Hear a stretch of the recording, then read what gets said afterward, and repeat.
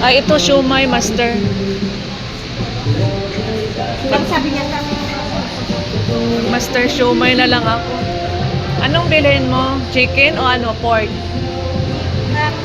beef.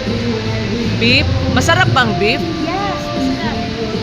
Magkano ang beef? 50. Ay, tabo-tabo, buti na lang. 50. Hindi ko makita, malabo. Beef na lang. Yung sa amin, dalawa, siomai na beef, take out. Ano ba ito take out? Hi guys! Good morning! Sabi mo, screenshot mo yan sa akin, ipabasa mo. Tapos send mo sa akin. Bili kami ng ano guys, ulam. Yan na lang ulamin namin guys kasi wala kaming ulam. Ito kami sa food court guys. Ito. Yan, maraming kumakain dito. Mag-hi ka, Che. Mag-hi ka sa vlog ko. Hello, good morning. Yan, Che, yan. Good morning, na.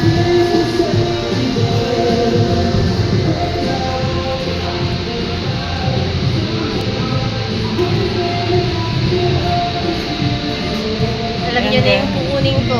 Oh, parehas kami, Be, kasi uulamin namin daw yan. Sa akin yan. Parehas Alam mo naman na- tayo eh.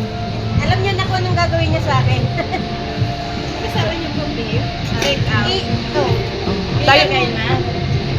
Ang dating gawin, parang ilagay mo na. kakainin ko na lang.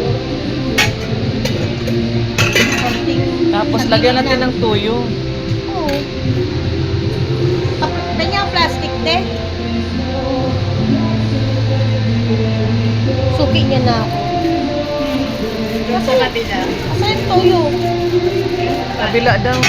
Naglalakad yata. Bakit kasi kinuha niya? Oy, Ayan. Si Kwenta din, Be, no? Ito lang yung ulam namin, guys. sinasabog ko kasi pati yung toyo. Pagdating doon, nawawala yung toyo. Okay, guys. Uy, yung toyo mo. Yung toyo sa ulo. Tuyo. Ito yung kasama ko, te.